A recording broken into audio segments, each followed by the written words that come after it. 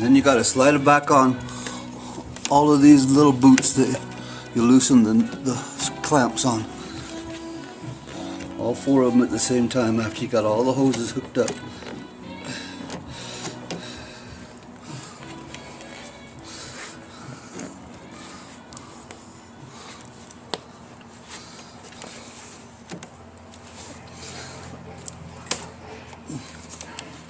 They're really good, and make sure that these clamps slide all the way on right here on every one of these carburetors. All these boots got to slide all the way on, and I got them all the way on all of them. Now I'm going to get the hex screwdriver, T15 hex bit, and tighten up all these clamps good and snug. Carefully get all the screws tightened good and snug. All the clamps, I mean. No. My hex bit kind of sticks on them a little bit. I've got 2 of them. Got 2 more to go. 4 altogether because there's 4 carburetors. Make sure when you tighten them, the carburetors don't slide off at all. Because sometimes if the boot's not on there quite right, when you tighten it, it'll push the carburetor off. So is the boot on there good? Looks like I got them all real good.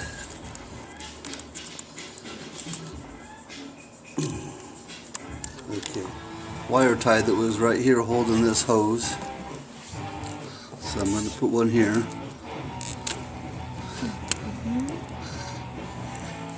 To hold these drain hoses in place. And then there's supposed to be one right here too. So I'm going to replace it.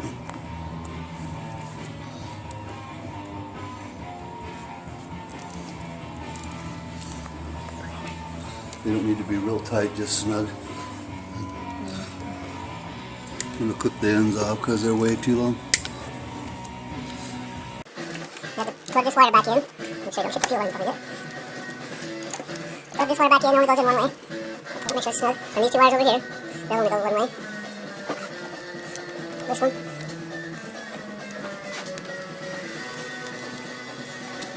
Okay, now let's put some gas in this oil jug. And it's got this on top. I've got that so it fit on the hose. So we're going to use it to prime the carburetors. I've loosened both of the drain screws on it.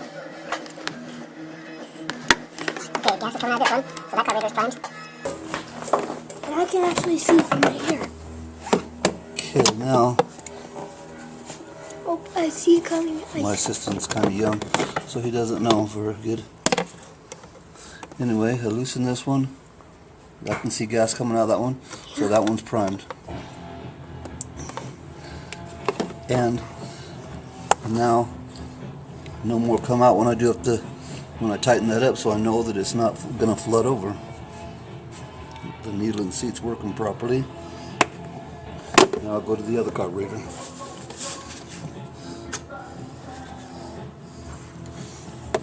You're not even showing that what I'm doing.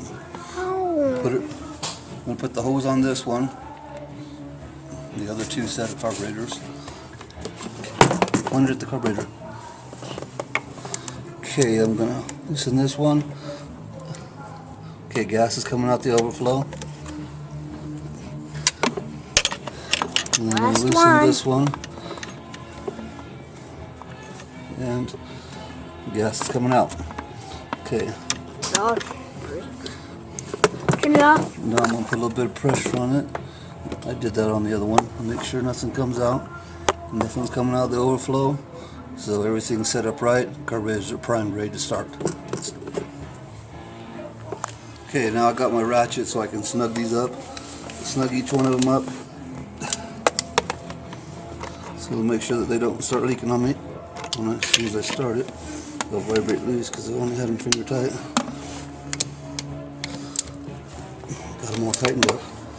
And now, the fuel lines got to hook onto the fuel pump. Are you pointing at it? Can you see it in the screen? Putting the The bottom fuel pump runs the two carburetors on the left.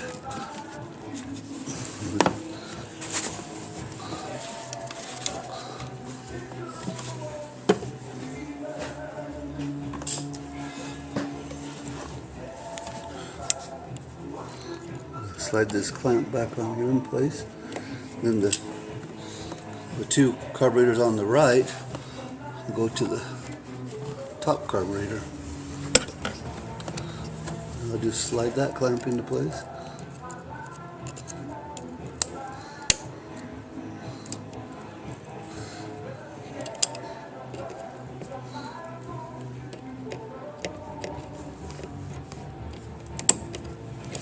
Slid it up too far. About in the middle is where you want it at. The vacuum pump is run by two lines that are hooked to the back of the carburetor. When the engine's running, it creates a suction which makes the vacuum, or suction, which makes this pump pull gas from the gas tank into the carburetors.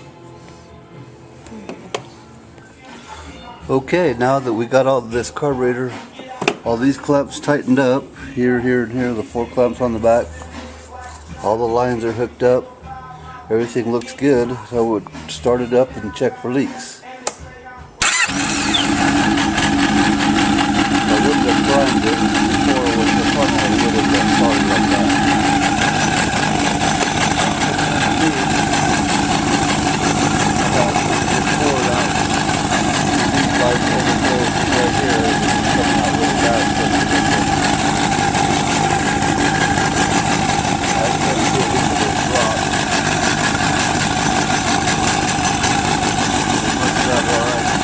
Runs a little rough without the air box on.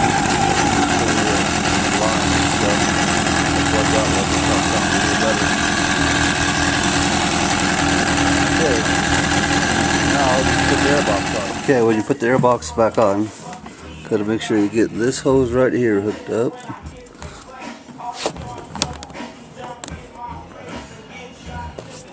Slide the clamp back up there where it goes.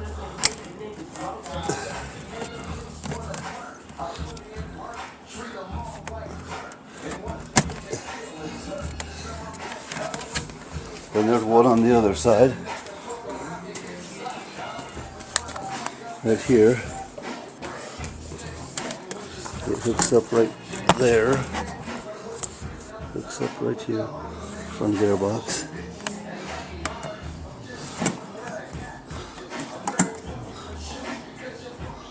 Slide the clamp up.